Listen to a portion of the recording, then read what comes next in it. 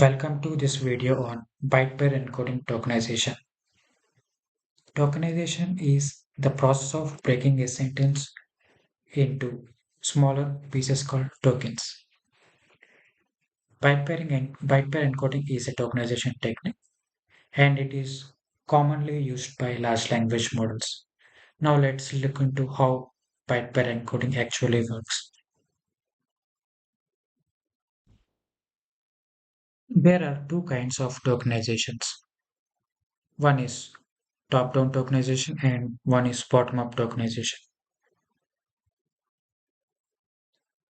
In top-down tokenization is done based on predefined set of rules. But whereas in bottom-up tokenization, tokens are learned from the training data.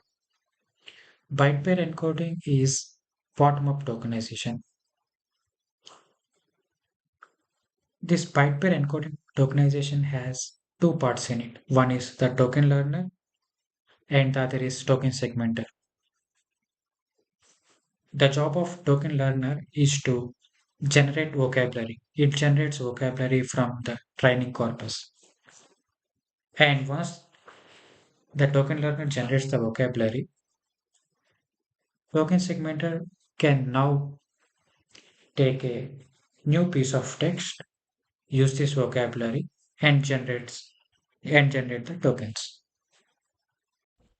Now let us look into how token learner of byte pair encoding works. As we discussed earlier, token learner generates vocabulary. It generates vocabulary from the training data. Here we see that along with training data, it is also taking k as an input. K here is parameter of this algorithm. It determines it determines the size of this vocabulary generated. Size of vocabulary generated will be equal to k plus the number of unique characters. So let's go through the algorithm step by step. In step 1, we initialize vocabulary with all unique characters in the training corpus. So after the step 1, our size of vocabulary will be equal to number of unique characters in the training corpus.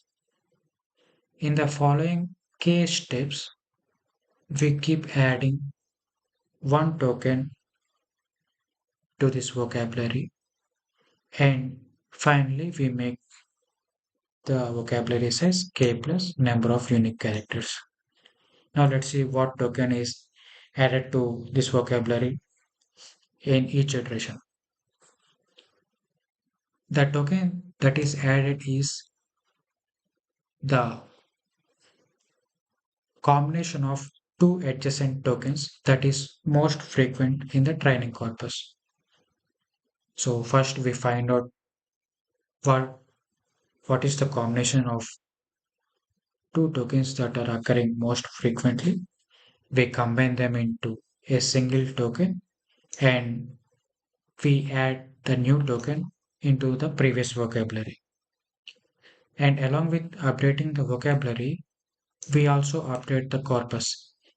So in our corpus, initially we tokenized it as all the unique characters. Now we remove those two tokens and keep the single new token in the corpus. This may be a little confusing to understand. Now I will explain this with help of an example. In this example, this is our training corpus. It has 5 words and we are given the corresponding frequencies of each word. Now let us apply our algorithm to this example. In first step, we initialize vocabulary with all unique characters in the corpus. These are all unique characters in the corpus and we initialized our vocabulary with these characters.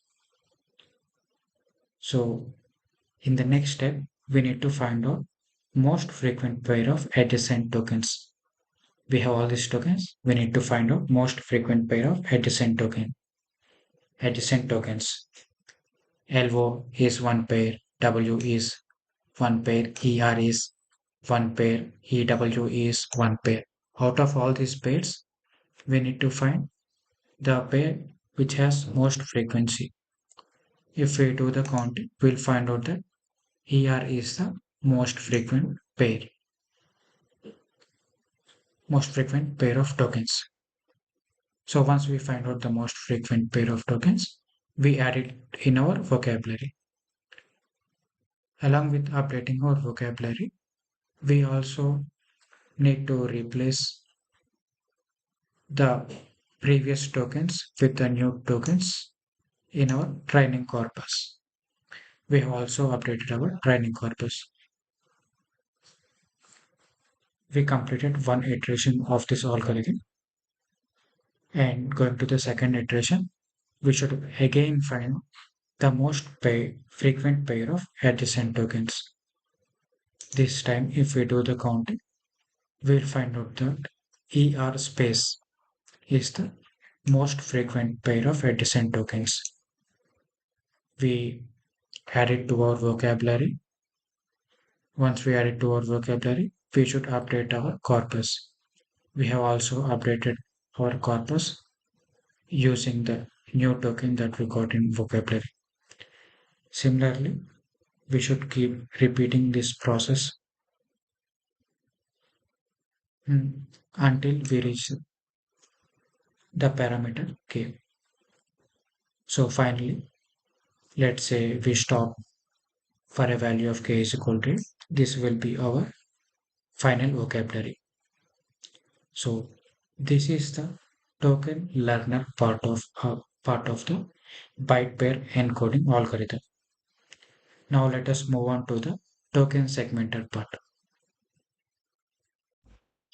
As discussed earlier, token segmented converts text into tokens, and in this process, it utilizes the vocabulary that is generated in the previous step. Let's see how token segmented of byte pair encoding works. So in first step, we take the text that is to be tokenized and segment it into characters.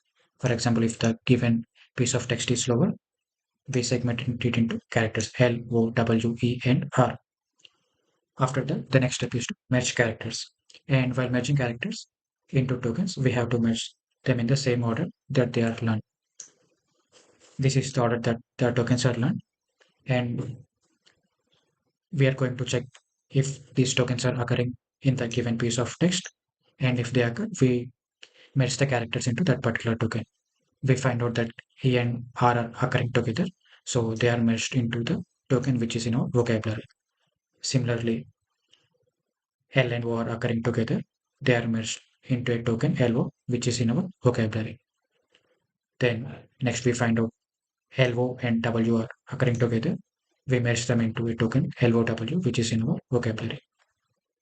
So finally we cannot merge them further because the token LOWER is not present in our vocabulary. So we return the tokens LOW and ER as our result.